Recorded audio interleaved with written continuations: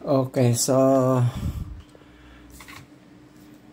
mayroon tayong router dito na kasama sa napulot natin na microwave. Yung kinuha natin ang transformer para sa project natin na spot weld, no? Yung transformer lang ang kinuha natin doon sa microwave na napulot natin kasama itong Wi-Fi router. So, try natin ito kung gumagana pa kasi bakit pinapon na ito ng may-ari doon sa basura. So, parang bago pa. Kita nyo? Parang bago pa. So, ang model niya is D-Link DIR-822. Kasama na ito sa family ng EC1200 Wi-Fi. So, kung tingnan natin yung niya, yung specs niya. Yan. Ito nyo. Yan yung specs niya. EC1200 Wi-Fi router DIR-822. So, tingnan natin yung specs niya, no? EC1200 Wi-Fi router, high performance Wi-Fi speeds for smooth high definition streaming and online gaming. So DIR-822 gives you combined wireless speeds of up to 1200 Mbps and increased range thanks to 802.11 EC. So sa AC AC technology, no? Wireless technology. Kaya 1200 AC 1200 yung family nito. So dual band siya. Extreme coverage. So avoid interference. Okay. File transfer, video, chat, emails. Then yan, mayroon siyang 2.4 at saka 5 GHz na Wi-Fi signals, no? So dual band. Okay, 2.4 and 5 GHz. Then sa mga medyo hindi familiar, ano ba ang diferensya ng 2.4 at saka 5 GHz? Kasi before, like usually mga router is single band lang, no? 2.4 lang. Now most of new models are 2.4 and 5 GHz band na dual. So, anong difference nito? Pag sa 2.4 GHz, ibig sabihin, lower frequency compared to 5 GHz. Mas lower yung bandwidth niya.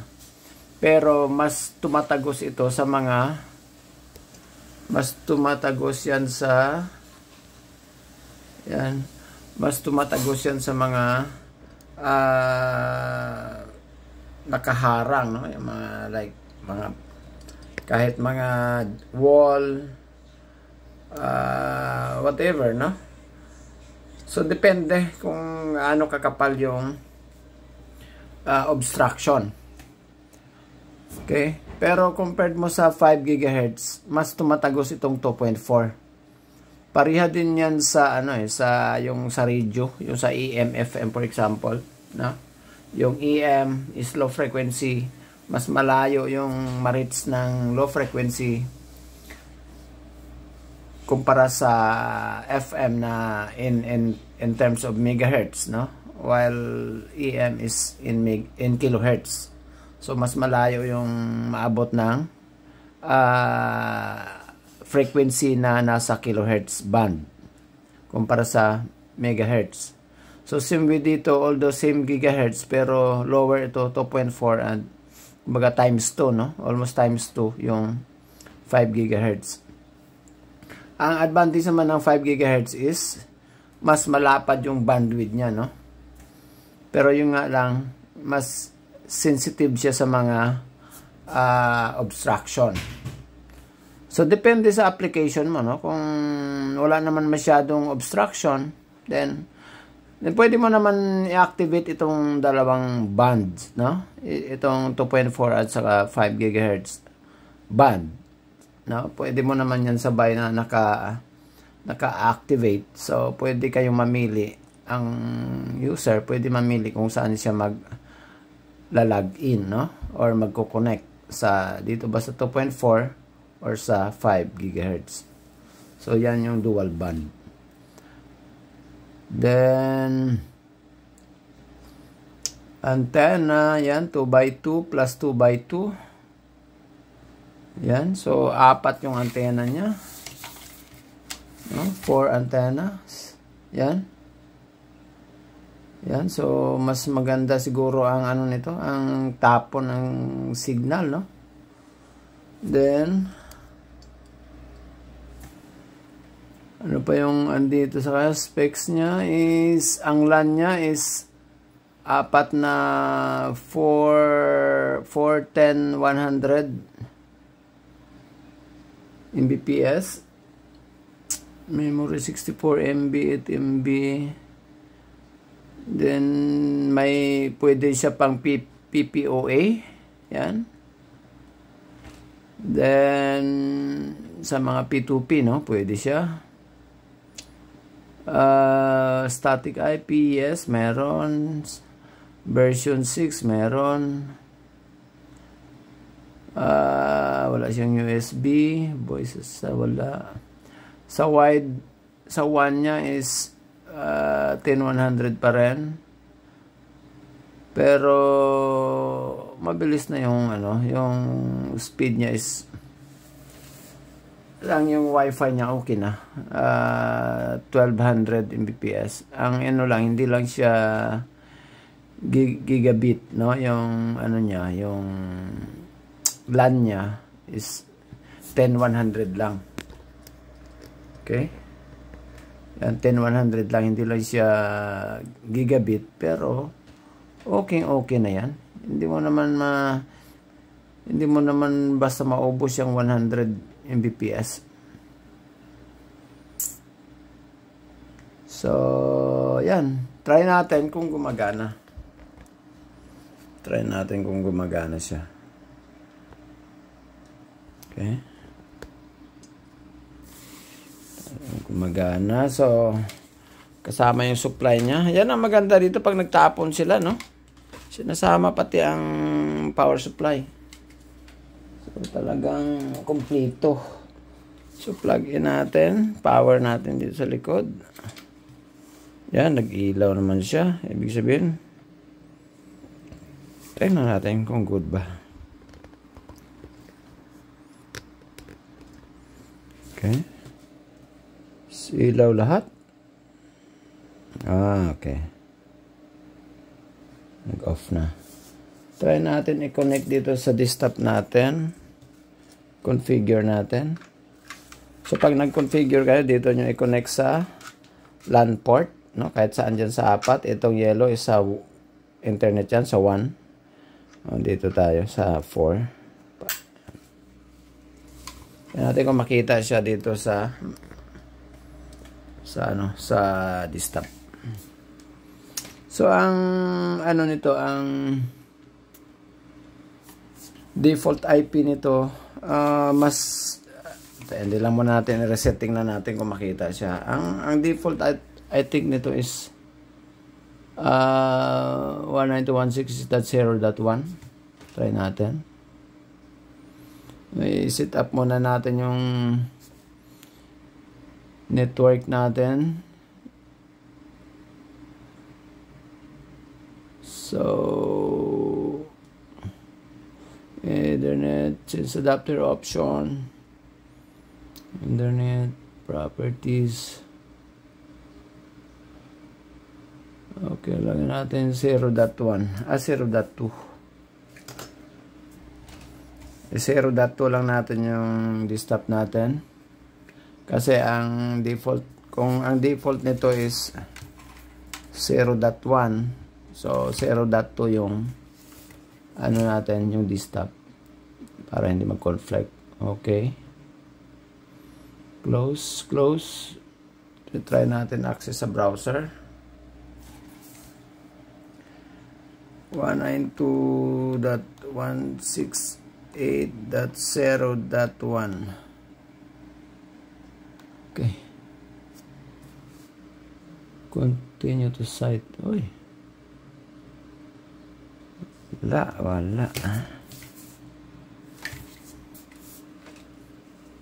Baka 1.1 to.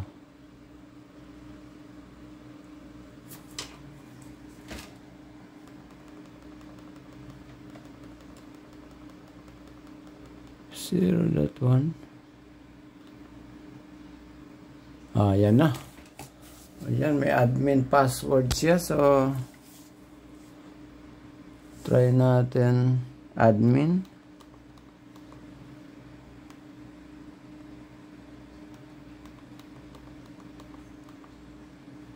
Wrong.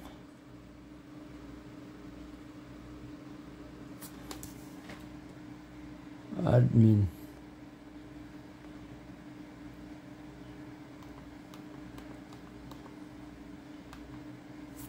Okay, so try natin reset, no? Reset natin siya. Ito, reset button ito.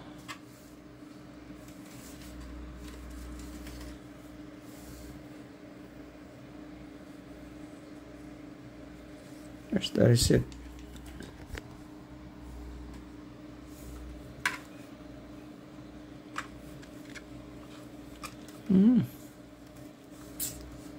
Ito sa ilalim. Andito yung reset button niya yun. So, press natin for like 10 seconds.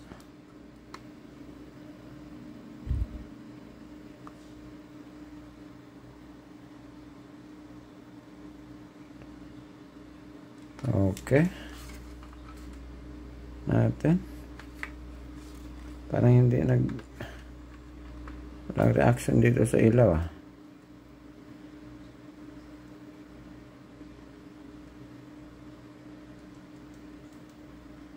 Ayan na.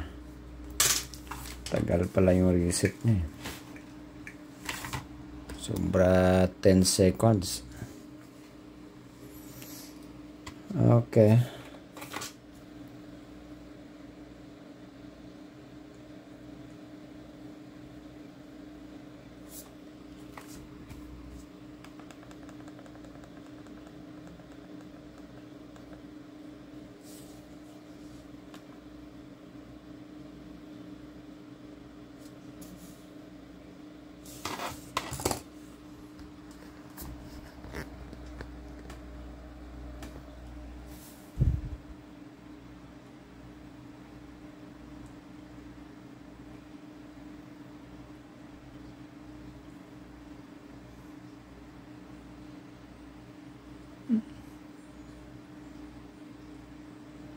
Spoil.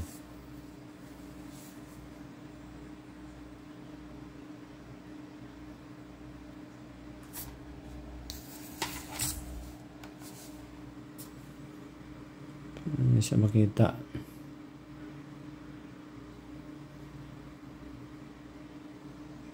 Itang tayo. Tingnan natin. Baka nagbubot pa siya, no?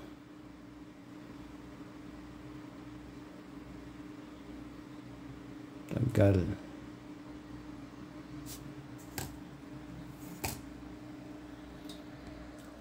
Okay, so ayan na. Na-detect na siya sa desktop natin. Ayan. Welcome. So, ang default IP niya is 192.168.0.1. So, since na-reset natin, wala na siyang password. Then, dito tayo sa install your device, step 1, step 2, configure your network and Wi-Fi, set your router password. Next, sundan lang natin tong ano niya, no? Yung installation wizard. Okay, then i-connect natin siya sa internet. Yan. Ito yung internet connection natin. Galing sa router modem natin. Connect natin dito sa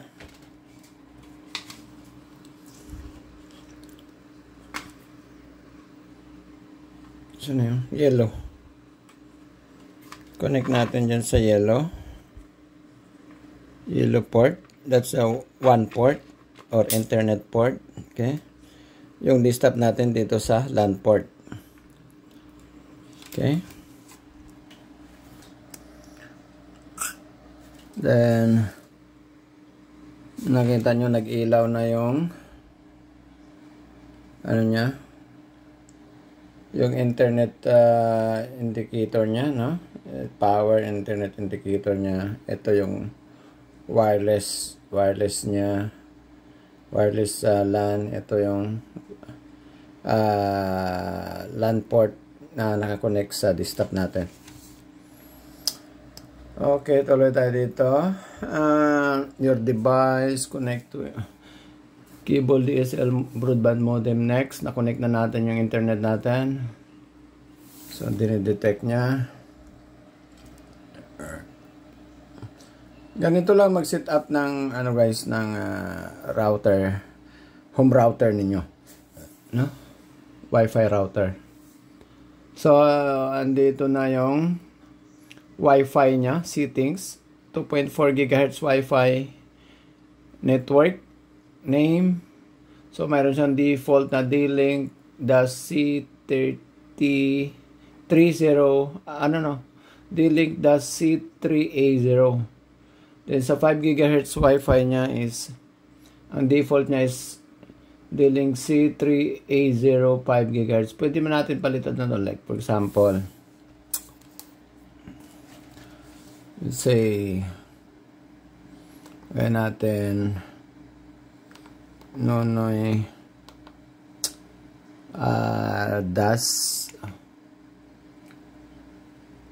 diretso na natin, Nonoy Attic Vlog. Tapos 2.4 para ma-identify natin na 2.4 ang signal na Nonoy Attic Vlog 2.4. Dito naman sa 5 GHz is Nonoy Attic Vlog 5 lang, 5 GHz, no? Okay, so ibig sabihin 5 GHz. Then dito, password, iba-iba sila ng password. Kung gusto mo pareho lang ang password, let's say, kaya natin dito, for example, sa 2.4 is like Nonoy 1, 2, 3, 4. Example lang. O, Nonoy 2.4. Okay? Ibig sabihin sa 2.4 GHz yan. Ito naman isa is Nonoy 5 GHz. Okay? So again, ang 2.4 natin na Wi-Fi network name is Nonoy Attic Vlog 2.4. Ang sa 5 GHz natin is Nonoy Attic Vlog 5. Ang password ng 2.4 is Nonoy 2.4 and 5 GHz password is Nonoy 5. Next. Oy, kulang ang gusto niya mahaba daw. 8 to 63 characters. Oh my gulay. Sige, dalawa, double natin. Nonoy.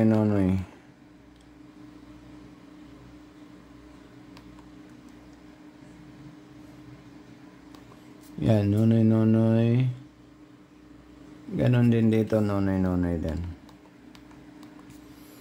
Okay, pasado na yan. Next, Kasi ang limit, ang gusto niya is 8 to 64 characters. So, ayan, sobra na yan sa 8. Next.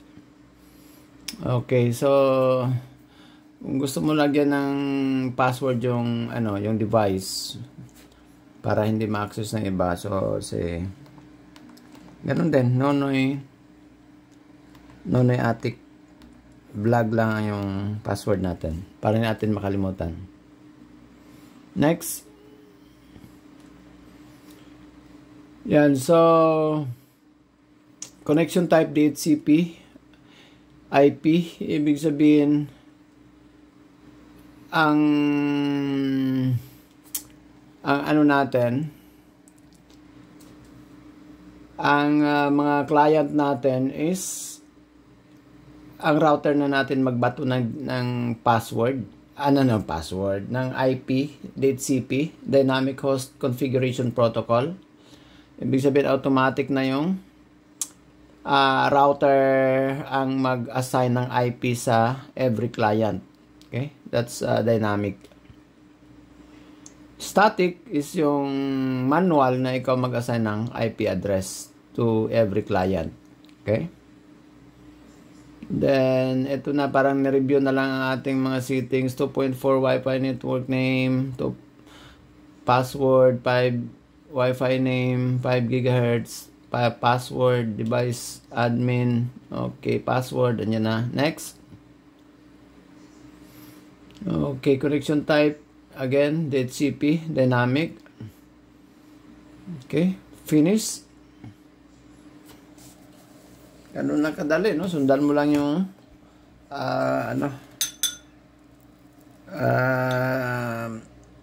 setup wizard, no?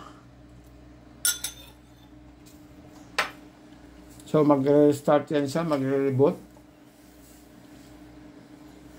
Then, after that, bingo na, no? Ganun na kasimple yung connection. Yan. Internet connected. May check na, no? So, wala pa siyang client. Now, since DHCP yung setting natin, ito papunta dyan sa desktop natin. Dapat, para maging client niya ang desktop, na? Itong router natin, maging client niya yung desktop. So, dapat, naka-DHCP din yung desktop natin. So, balik tayo dito sa internet, network and internet. Then, punta tayo sa Ethernet. Then, sense adapter option. Dito sa Ethernet, properties. Then, dito sa TCP IP version 4, properties. Then, dito, mag-obtain tayo ng automatic IP. Yan ang DHCP, no? Ito kasi naka-static ito siya, no? Para sa configuration natin. Para magkita sila ng router. So, in-static natin ang IP address is 192.168.0.2. Yung router natin is 192.168.0.1. Okay? So, since tapos na natin na set up yung router natin,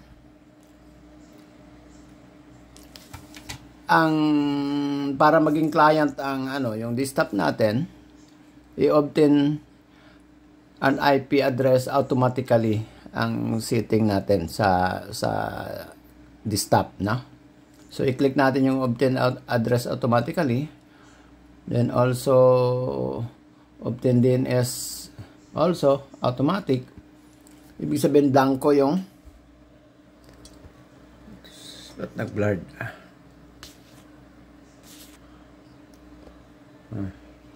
Ibig sabihin, blanco yung IP address natin dyan, no? So, walang IP. Magre-rely yung desktop natin dito sa Wi-Fi router. Kasi nga, static yung setting natin sa IP. Static. Dynamic rather. DHCP. Sorry, DHCP.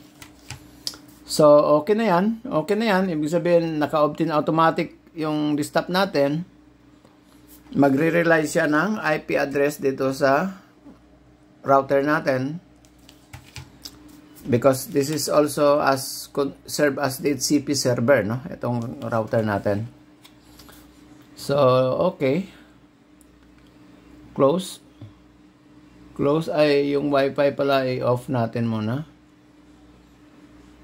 Naka-Wi-Fi kasi to eh. Connect sa Wi-Fi.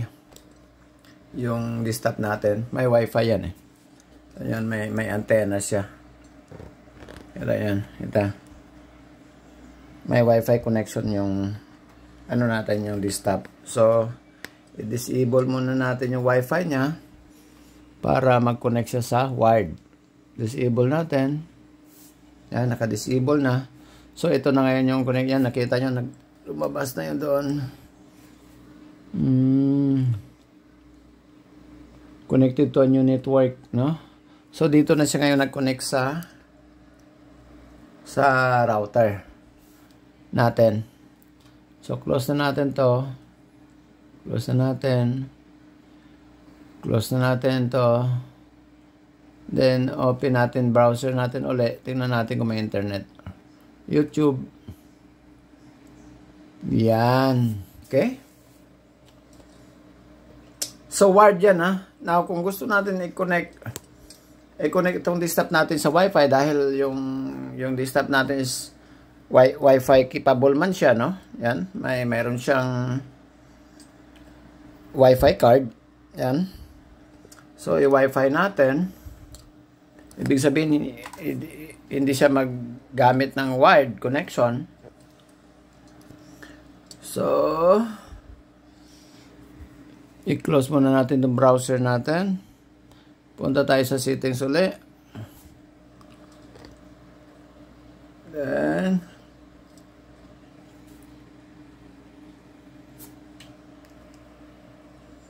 punta tayo sa network and internet.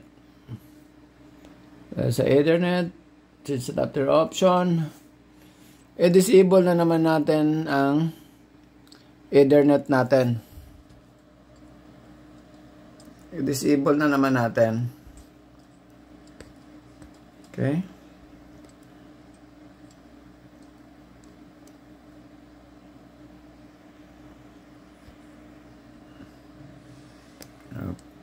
Pwede man hindi disable, tanggalin na natin yung cable natin dito sa likod. Yan.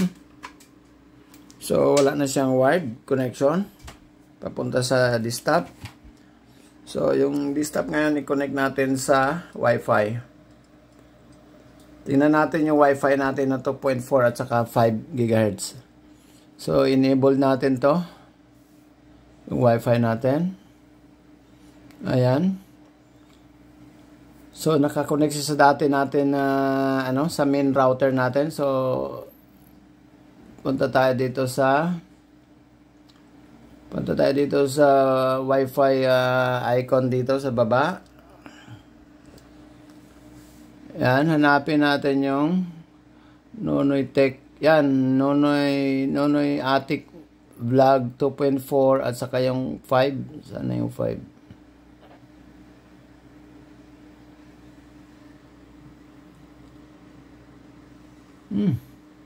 Ba't wala yung 5? Yung 2.4 lang.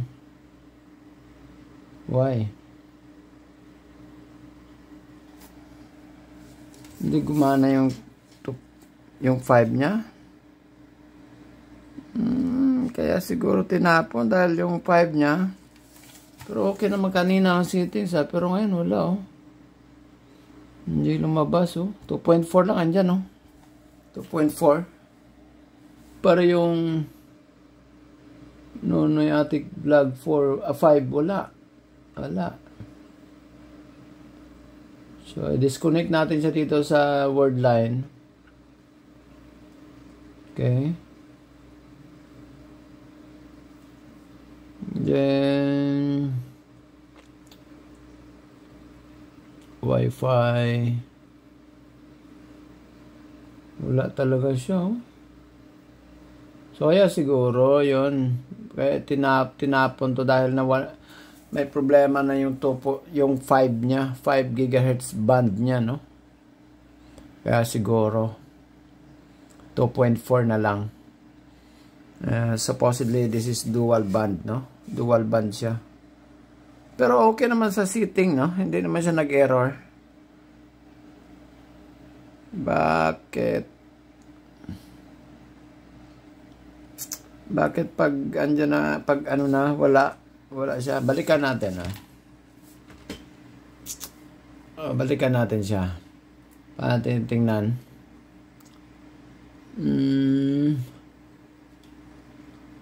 So, i-connect natin siya ulit. Kung gusto nyo i-set up ulit, i-connect natin ulit sa wired, no?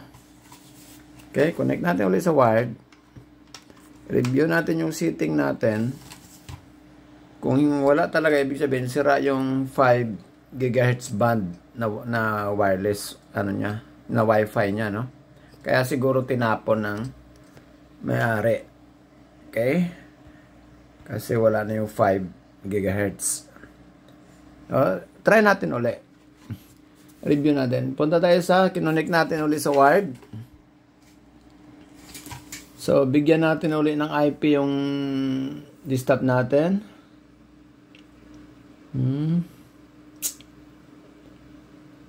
Okay, properties. CP/IP properties. So, assign tayo ulit ng static IP sa desktop natin. 192.168.0.2. Well, itanong ninyo, sa mga bago lang to, sa mga wala masyadong idea sa paano i-set up yung internet. At saka yung hindi familiar sa IP address. Itong 192.168.0.2 for example, na ginagamit natin. Ito yung class C na usually ginagamit sa LAN, no? Sa local area networks. So, then itong mga routers, may default din sila na IP na parang naka-assign sa kanila. Like itong D-Link is 192.168.0.1. Ang TP-Link ganun din, 0.1 I think. Ang yung mga iba like Cisco or Linksys 1.1, no? Yun lang, dalawa. 0.1 and 1.1. Yun lang yung usually mga standard na default IP ng mga routers, no? So, since itong D-Link is 192.168.0.1, kaya yung desktop natin is 192.168.0.2. Hindi pwede magkapareho sila, no? Yung subnet mask 255.255.255, naka-default na rin yan sa class C. Huwag nyo na lang problemahin yan. Then, okay. Close na to. Okay. Disable mo natin Wi-Fi para walang conflict. Then, punta tayo sa browser.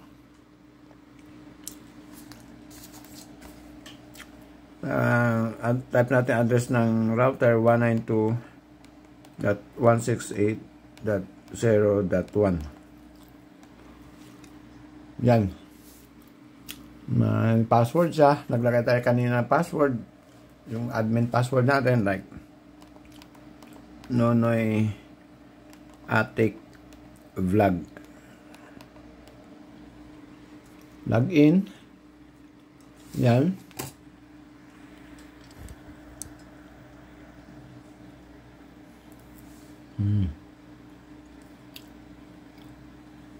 Parang problematic talaga siya. Hindi lumabas lahat, oh. Kaya siguro, palyado siya, palyado. Kaya tinapon siguro. Yan, nakita nyo, go to settings. Okay naman yung lumalabas naman dito. Wala na, yung lumalabas, eh. Ito na. Home. Ba't pa ganito? Settings. So, ito yung IP niya. Kita nyo, lumabas yung IP niya na 192.160.0.1. Pwede naman nyo palitan yan ng ibang IP. So, balik tayo sa wizard para mabilis. Wala, problematic pala siya. Ano na siya, may problema pala siya kaya tinapon.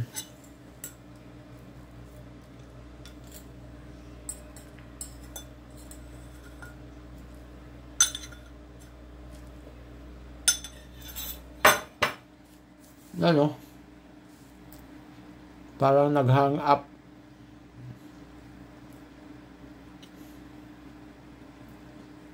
Nag-hang up siya, oh.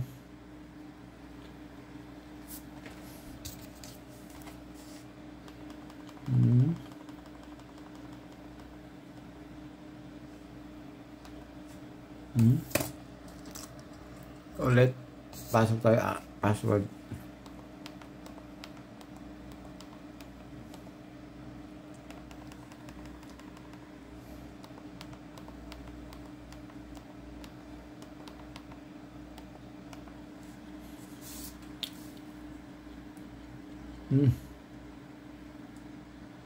Wrong password na tayo.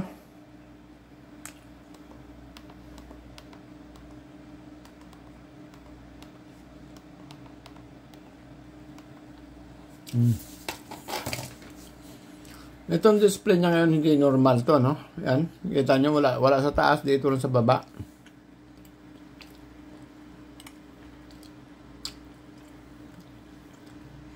Tapos ngayon yung status, yung wifi niya not available na. Pati IP address niya not available na. Parang hindi siya nag-save kanina. Dahil sa wireless. Na-save naman kanina. Yan, nakita nyo. Naka-enable yung 2.4 at saka 5 GHz.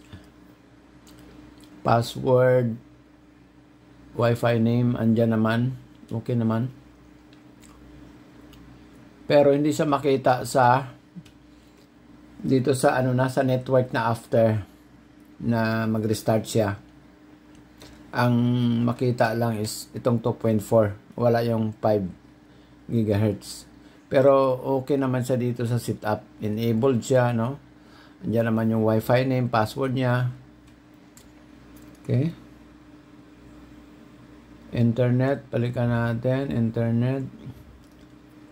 Kung PPOE, no? Kung halimbawa ginagamit mo ito sa mga P2P, so yung PPOE yung gagamitin mo, no? Hindi DHCP. Okay? So, since hindi man tayo naka P2P ngayon, dito lang tayo sa DHCP. Or kung static yung IP nyo, then static din siyempre. So, pero ngayon is naka DHCP tayo. So, DHCP, save. Anong advance? Wala na yan. Okay na yan. Save. Then, network niya. Yung network niya, halimbawa gusto niyo palitan, no? Yung default niya, gawin niyo. Pero kung palitan natin to, mamaya, hindi na naman siya makita sa desktop natin. No? Palit din tayo ng address sa desktop natin. No? Hindi na 0.2 yung desktop natin. Depende kung anong ipalit natin dito sa 192.168.0.1. For example, sige, palitan natin para hindi na siya naka-default IP. Let's say 192.168, say .2.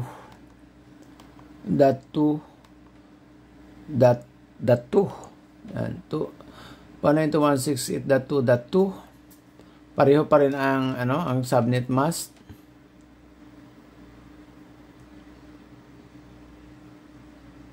Please enter a valid IP address. At hindi mapalitan. Dapat mapalitan to eh. Ibig sabihin, ganun lang. Yung ibang router naman, napapalitan yung default Ito hindi. Kasi 0.example.100. Pula pa rin, no? Pwede yan. Ibig sabihin, ganun na lang talaga ang IP niya. Yung default na lang talaga na 0.1.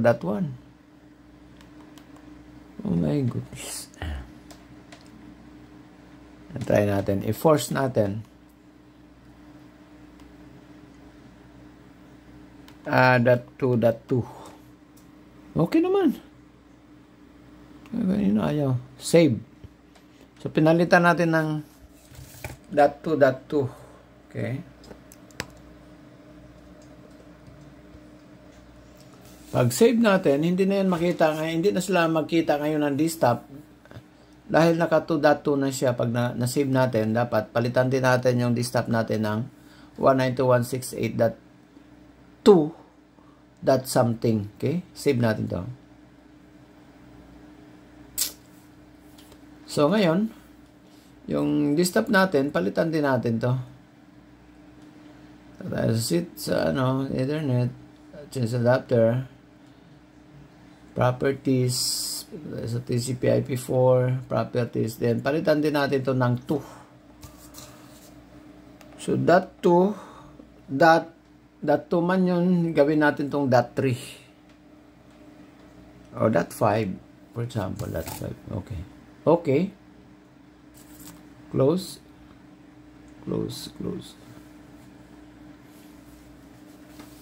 Nagre-restart pa siya, no? Hintayin na natin.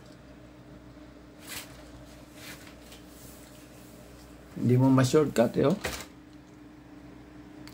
Talagang nag-accounting siya, no? So, ganun lang ito para sa mga walang idea. Ano ba yung, paano i-set up yung Wi-Fi router? Basic lang to, no? Sa mga basic lang. Hindi ito pwede sa mga master, Ito sa mga wala talagang idea. At least magkaroon kayo ng konting idea. Ganun pala yun, no? So,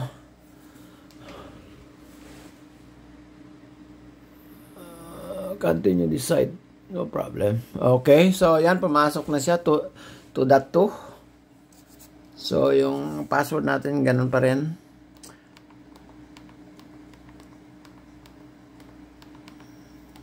Okay. Oh, yan. Normal na naman siya. Bumalik na naman siya dito. Yan. Normal na naman siya. Tingnan natin, Second time, kung makita na yung yung 5 GHz na Wi-Fi niya. So, okay naman to dito, yung release IP, renew IP. Okay. So, yung IP address niya ng internet natin is 192.168.1.194. Yan yung binigay na IP address ng main router natin. Kasi yung default gateway natin is 192.168.1.1. Okay na tayo dito. So, dito na tayo sa settings. Dito sa... Kung isa-isahin natin yan, hindi tayo magamit ng wizard. Like ito, yan. Again, kung gamitin sa P2P, ito yung PPPoA ang piliin natin. Pero since DHCP tayo, dito tayo sa DHCP. Then, okay na rin tayo dyan. Then, punta tayo sa wireless.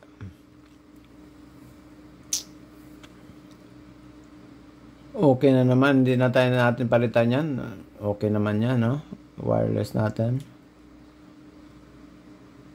Then, okay na rin yan. Wala siyang save, oh. Naka-close yung save niya. Naka-hide. What's wrong? Network. Ayan, naka 2.2 na. Okay naman. Pero ang problema yung save niya, hindi ma-save. What's wrong? Baka ito yung problema pa, no? Hindi ma-save, oh. Dapat may save to eh. Kasi may... Every time na magbago tayo ng ano, dapat naka-save. O baka auto-save na rin siya. Natin alam. Sige, try natin.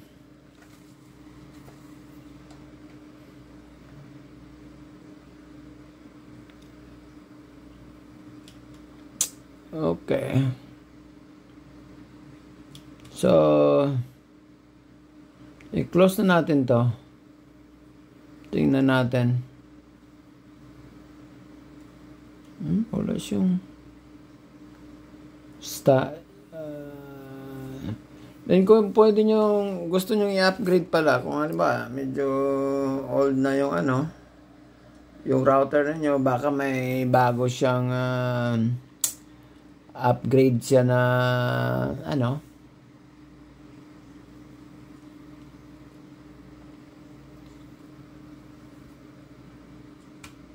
may upgrade siya na firmware, no? So, pwede nyo i-upgrade. Try natin kung mayroon siyang upgrade ba. Upgrade. Check for new firmware.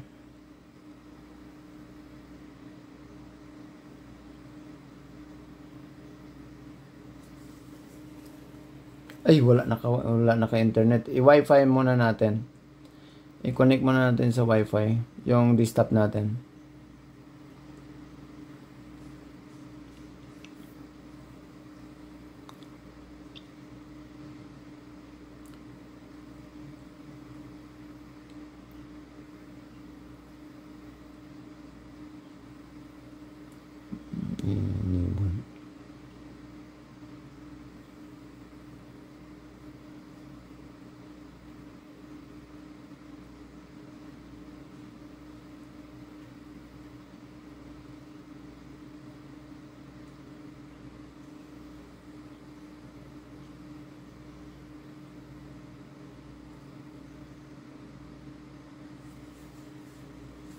Okay, connected na.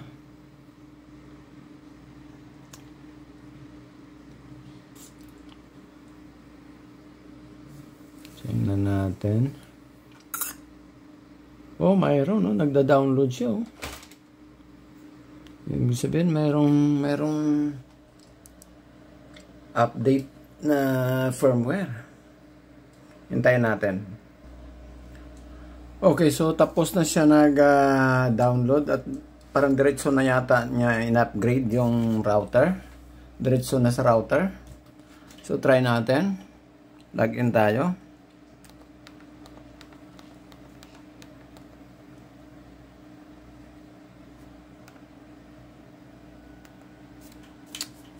Wrong password na naman.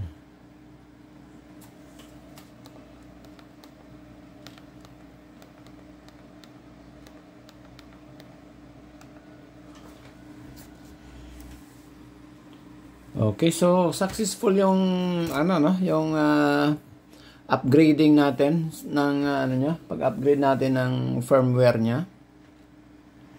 So wala siyang error.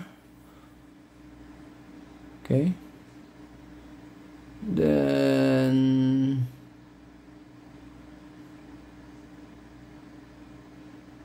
Tingnan natin since na-upgrade na natin. Kung okay na siya.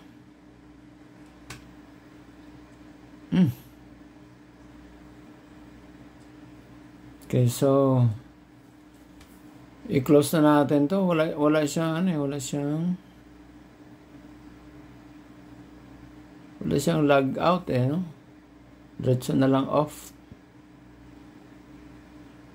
Okay, off na lang, close na lang natin. Close natin to.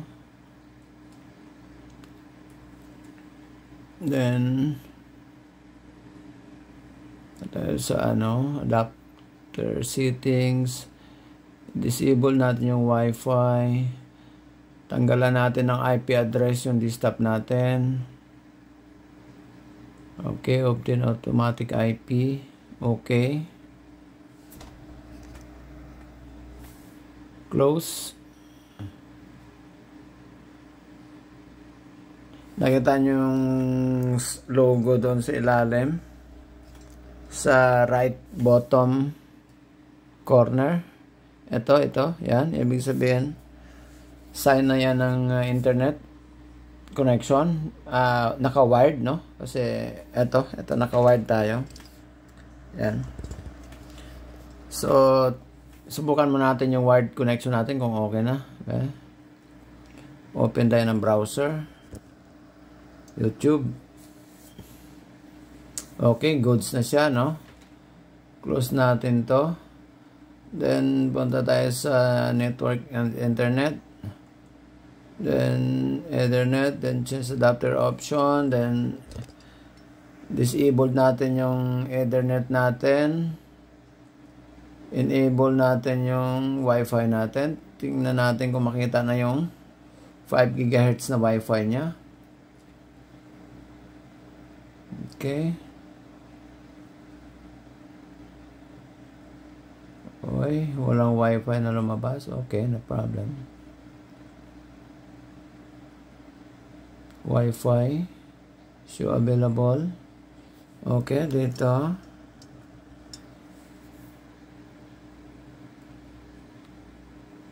Wala talaga siya. Wala talaga siyang 5 GHz yan. Sa settings okay siya, no? Hindi siya nag-error doon pag configure. Pero pag tapos na, no? Hindi siya makita dito sa Wi-Fi network. Okay? Sa wireless network yan wala.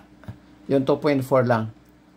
Ito lang. Subukan natin mag-connect sa 2.4. Connect.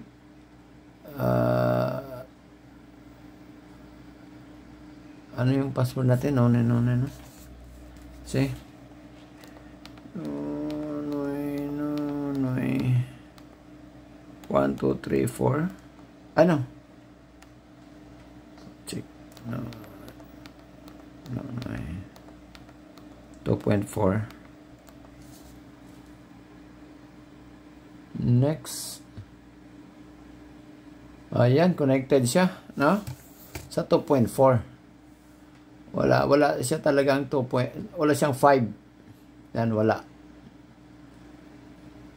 Hindi makita dito sa Wi-Fi network. Sa wireless network, wala. Only 2.4. So, kaya pala tinapon ito ng may-ari dahil hindi na siya dual band. Naging single band na lang siya, no? So, walang mali doon sa setup natin, sa configuration natin. Okay lahat yun. Ganun lang naman kasimple yun. Pero wala na, parang problema dito. Kaya natin i-repair to, no? So, tingnan natin wireless natin, ha. So, browse natin. Open natin yung browser natin. Naka 2.4 tayo. Naka-connect tayo dito sa Wi-Fi niya, 2.4 GHz. So, try natin sa browser. Ay, sa YouTube. Yeah, okay naman. Yan. Pero nakita nyo, mas mabilis talaga ang wired, no? Ito medyo nag-delay pa ng mga half second. So, yan. So, again, kaya tinapon dahil wala nang 5 GHz na band sa Wi-Fi. Imbis na dual band, naging single band na lang siya, 2.4. Okay? Pero okay, gumagana siya. So, pero pwede na pagtsagaan niya, no? Okay? Again, sabi ko, mas tumatagos yan sa mga, sa mga harang, yung 2.4 kumpara sa 5 GHz. Pero again, ang advantage naman ng 5 GHz, mas malapad yung bandwidth niya, mas mabilis yung, or maraming data ang pwede niyang i-send, and vice versa, no? Mas mabilis yung communication sa wideband kumpara sa like narrow band, no? Or lower ang band kumpara sa higher band. Alright. So, yun lang guys. At least na try natin. Yun lang. Bye.